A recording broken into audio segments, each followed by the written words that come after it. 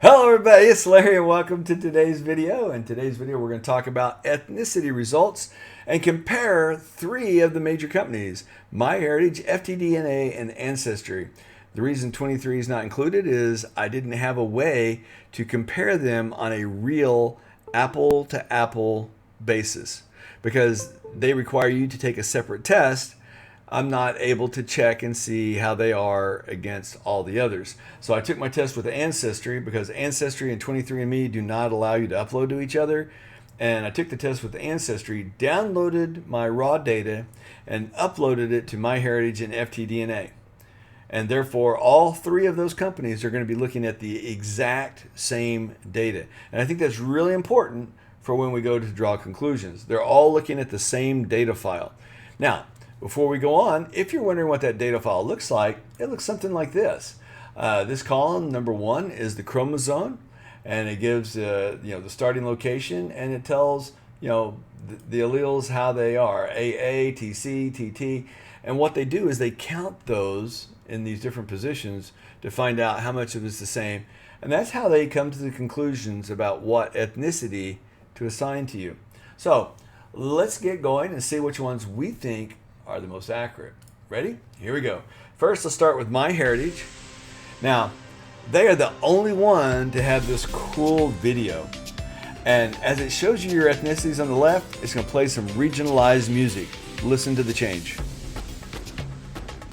Now, since my ethnicity only has two, for whatever reason, I only get two cool sounds.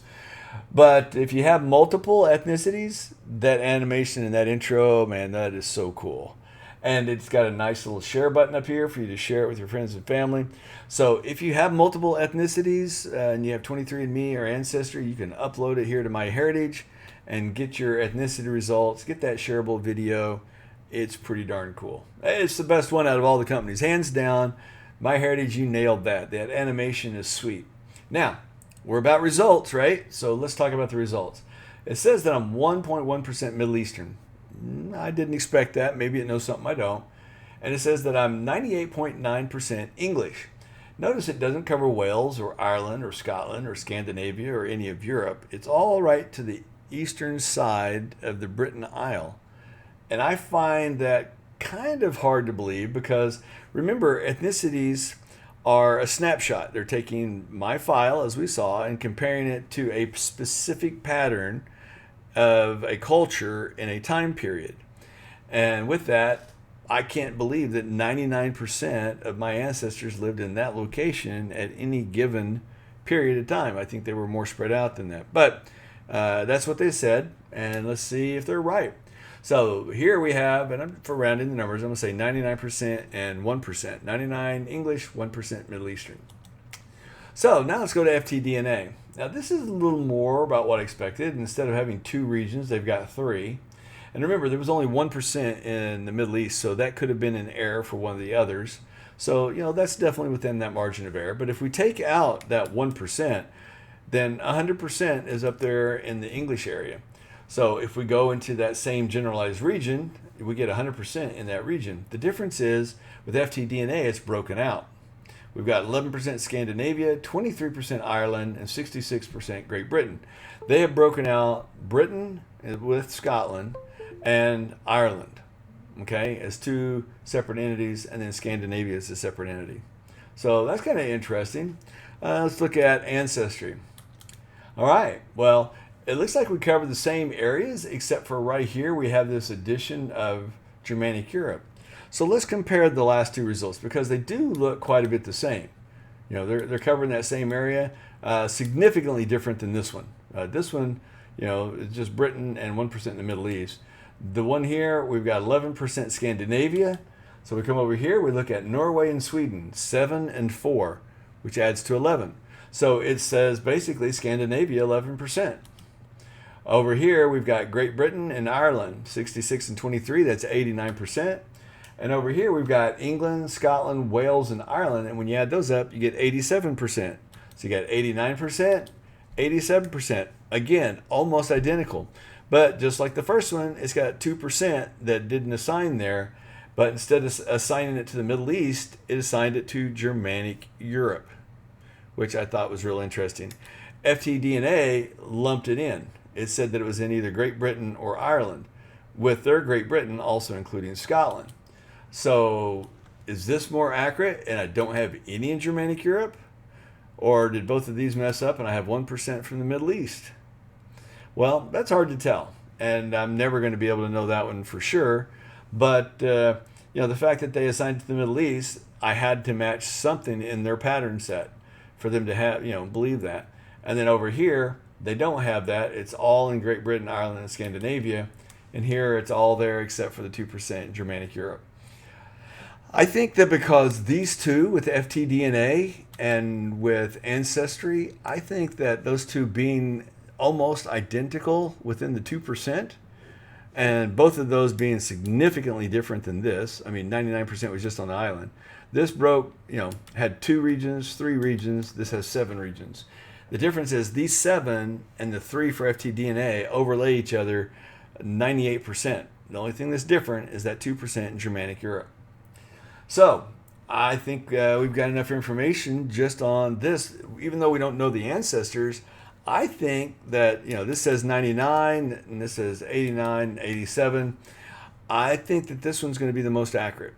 It's the same as FTDNA with the 3 regions, but with 7 regions, it's broken it out. I think we'll find later in life that this one was probably the most accurate update at this time. So, number 1, I have to give to Ancestry. And number 2, I have to give to FTDNA, even though it's more generalized with only the 3 zones that break out Scotland and Wales, or Norway and Sweden. It certainly gives me a better picture of my ethnicity than the one from MyHeritage. That being said, none of the other 2 touch the animation that you get from MyHeritage. They don't. The animation from MyHeritage, it's worth uploading your raw DNA data to MyHeritage just to get that animation, if you have more than 2. If you only have 2, it's kind of like mine. It starts out and starts getting all excited in the music and goes, boop, we're done.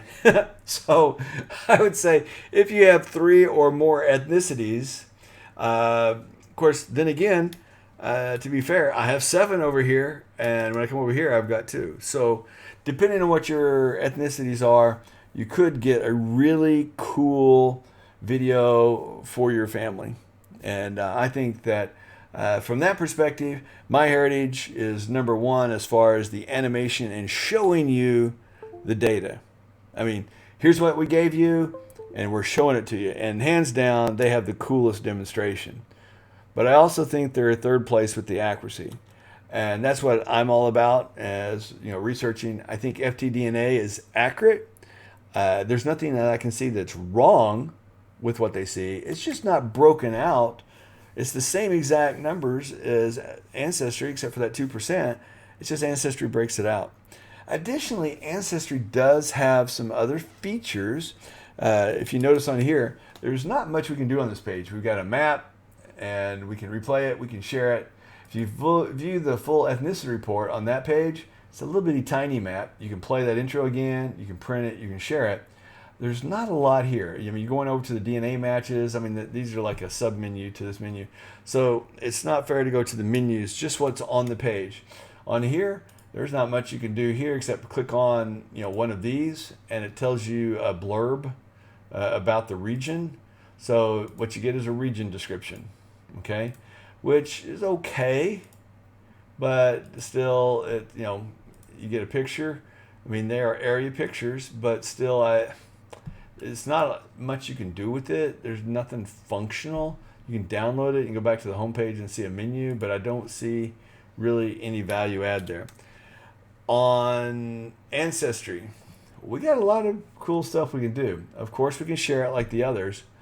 You can access your tree straight from here and view other stories and print stuff here. But if we move it over, notice here where it says additional communities. If you have a bunch of ancestors who lived in the different parts of the U.S. for long periods of time, you may have additional communities.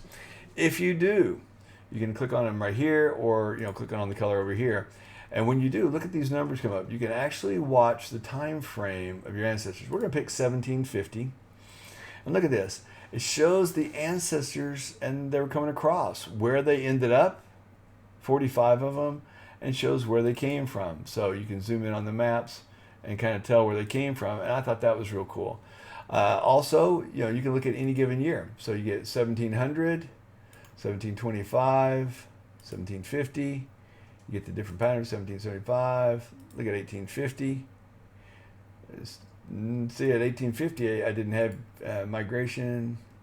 1825, they're migrating from here to the different states. What about 1800? Still nothing. So my ancestors came basically 1775 before 1800. And so almost all of my relatives were a part of the founding of the country. So this is some additional functionality there. And then it looks at, hey, here's your fourth great grandfather as you go down in history. Also, as you scroll down here, notice it scrolls down. Okay, as you're getting closer, fourth great grandparent, you come down here, first great grandfather, second great grandfather. So as you scroll here, this map reflects that respectively. Or you can simply click here. Notice how it didn't go all the way. I can click there and it gives me a slightly different time frame. If I scroll up, notice how it's kind of scrolling down on the years. See that? It's kind of in the middle. It's going by the years of my ancestors. So that's really cool. So while this technically isn't ethnicity, it kind of is, because it's taking these ethnicities and showing you where they migrated to. And so the reason I say that is, let's say that we were going to test for America, United States of America DNA, and we do a swab. What would you expect to see? Well, we got this homogenation of all these different cultures in the United States. So, if I take, I spit in a tube and you spit in a tube and another person spits in the tube, we could have multiple races and ethnicities. So inside America, well, that's the same thing you had over here. The difference is it wasn't quite as migratory in history as it is today. Today, we think nothing about, driving to another town to eat, or maybe even across the state lines to go visit relatives. That's not a big thing today. My grandfather told me a story, and he said, man, when I first started, we went to town once a month on the buckboard, and we'd buy goods, and we bought a month's worth, and we'd come back each month. And then later it became once a week. And then it was almost a daily run to the store. It's almost like my kids today. And they did that. And he goes, then we started saying, oh, well, it's cheaper in the next town. And so they would take it to the next town over, which was 12 miles away. And it was a day adventure. Everybody in the family, get up, go over there, buy some stuff, maybe participate in a local event that was happening on the weekends, dance or something, and come back. And that's what they did. And then cars came about, and you drove 2 and 3 cities away. Then you began working in different cities. And then, you ate lunch or dinner in another city.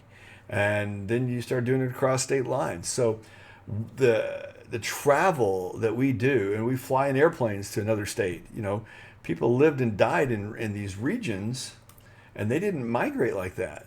I mean, yeah, they might have gone to another state, but they moved one time and lived there. And more often, there are exceptions to every rule. So when you're measuring that ethnicity and testing that from these regions, I think Ancestry, by giving that link back from these sub-communities in the United States with the timelines, showing that migratory pattern, like, some of them came from this Germanic Europe that they assigned. You notice that, I had this 2% right here. Well, I can look right here and find out, zoom in on those lines and find out exactly who it is. That's pretty cool. So I think that the functionality wise, I think Ancestry wins that one as well. When we come over here, you click on a region and it gives you some information. And you come onto this one, you click on a region and it gives you some colors, but it doesn't really give you any value add. So for the fact that you have this really cool intro with MyHeritage, that discusses your heritage, your ethnicities. I think, as far as presentation, I got to give that to MyHeritage. So the winner of presentation is MyHeritage, hands down. This is cool. Number 2, I have to go with Ancestry because you get so much valuable information on the right. You have to give them number 2. And then FTDNA comes in number 3 because I don't really see a lot that it's adding to our story right there. I just don't see it. All right, so you get the MyHeritage at number 1 with their animation, FTDNA number 2, simply because it gives you some information about the regions in the time period. Number 3, and Ancestry would be number 2 because it gives you everything. So presentation, MyHeritage, Ancestry, FTDNA. All right, and then as far as accuracy, I think we have to again go with Ancestry as number 1 as far as the accuracy. FTDNA had the same areas, so when we come in here, the percentages were the same. Notice how it didn't realign the map when we went back. So the percentages being the same, better subregions. So Ancestry is number 1, FTDNA is number 2, and then we'll come over here to MyHeritage, which is number 3. And then functionality. After we get here, there's really no functionality, regardless of which version of this we look at. This one, the only functionality we have is click on a region and read a little bit about it. This one, we can click on the region and get the same information about it and pictures and stuff. But also it gives us the functionality with the communities and the timelines that we can work with. There's just a lot more that you can get with Ancestry. So Ancestry is going to win on the ethnicity as far as the accuracy. FTDNA is going to come in number 2 with MyHeritage at number 3. And MyHeritage, I'm not saying that they're not accurate. I'm saying that 99% that they said was English was better broken out and defined on Ancestry and on FTDNA.